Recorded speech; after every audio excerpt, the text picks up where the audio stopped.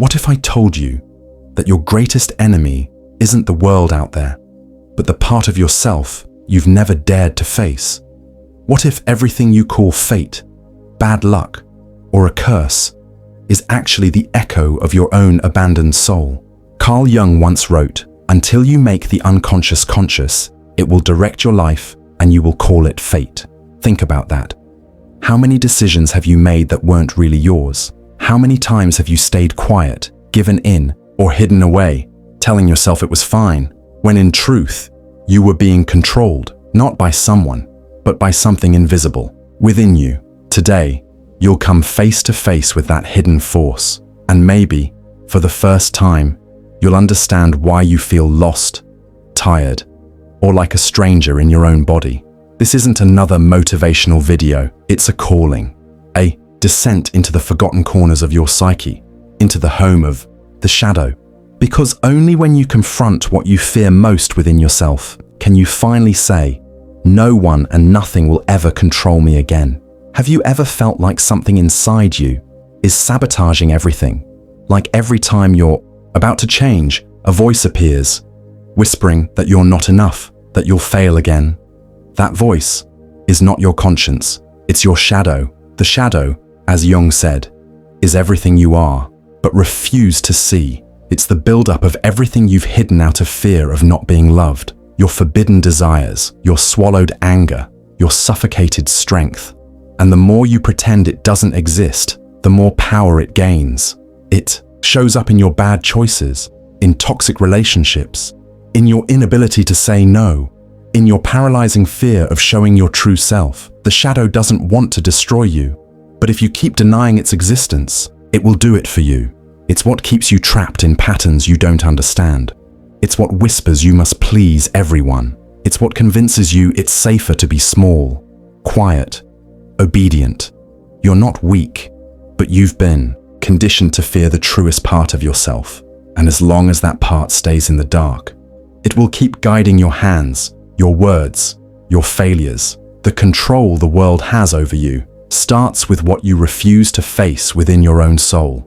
Imagine a man. He wakes up every day with a knot in his throat. He goes to work, smiles at people, replies to messages, pays bills. But at night, when he lies down, he feels like something inside him is dying. He doesn't know what it is. Everything seems fine, but he carries an invisible weight, a nameless guilt, a tiredness not of the body. That man could be you. Jung once said, "The meeting of two personalities is like the contact of two chemical substances. If there is any reaction, both are transformed. But the most important meeting is with your own shadow, because the weight you feel doesn't come from outside. It comes from the exile of your soul, from the parts of you that were rejected since childhood, forced to hide in order to be accepted, praised, loved. You learned to become what others expected of you, but in doing so, you abandoned who you really were." Nietzsche wrote, "Become who you are." But how can you do that if you no longer know who that is? The shadow lives in what you deny, in the anger you repress to appear mature, in the desire for freedom you suffocate for fear of seeming selfish, in the cry for independence you silence out of fear of being abandoned. You've become predictable, tamed, but deep down, and something inside you still fights. And that fight shows up as anxiety, stagnation, addiction, unexplained sadness, self-sabotage. Dostoevsky said that the secret of human existence is not just to live, but to find something to live for. And that's exactly what you've lost, meaning. Because a human disconnected from their own soul doesn't live, they survive. As long as you keep ignoring your shadow, you'll be its prisoner. It will choose for you. It will take you to the same place, again and again. Empty relationships, soul-crushing jobs, decisions that don't reflect who you are. True freedom isn't doing whatever you want. It's no longer being a slave to what's inside you. Now listen closely. You're not failing by accident. You're not repeating mistakes because of bad luck. You're not sabotaging yourself because you're weak. You're being guided by an invisible script, written in the dark, by parts of you that were never heard, by fear you inherited, by rage you never expressed, by pain pushed into the basement of your awareness. Your shadow doesn't want to destroy you. It wants to be heard. It screams through your anxiety. It hides in the people you hate. It bleeds through every decision you make to please the world and betray yourself. Carl Jung showed us that real freedom only exists when we stop running from ourselves. He said, "One does not become enlightened by imagining figures of light, but by making the darkness conscious." You want to be free? Then stop running. Look at your shadow. Speak to it. Accept that yes, you carry rage, envy, pride, lust, selfishness, like all of us. But when you recognize it, you stop being controlled by it, because everything that is denied seeks revenge in the shadows. But everything that is embraced transforms.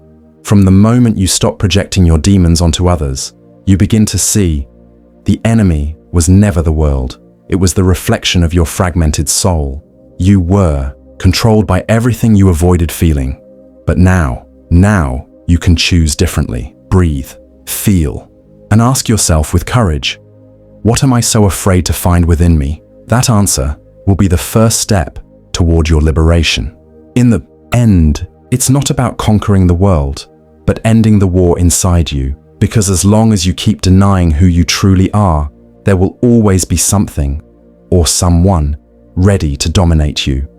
True control isn't power over others. It's the peace of no longer needing to hide from yourself. You can keep living a safe, predictable, numbed-out life, or you can descend into the underworld of your soul, face your demons head-on, and return whole. But know this, that path has no guarantees, and it demands everything from you. That's why few choose it, but those who do stop being puppets of the unconscious and become the authors of their own destiny. Carl Jung warned us, what you resist persists, what you accept transforms. So, let me ask you now, with total honesty, what still controls you simply because you haven't had the courage to face it? Maybe it's time. Time to disobey everything that keeps you captive. Time to free what was silenced. Time to let the light in. Exactly where your darkness begins, you will not be controlled again. But first, you must stop trying to control what you feel.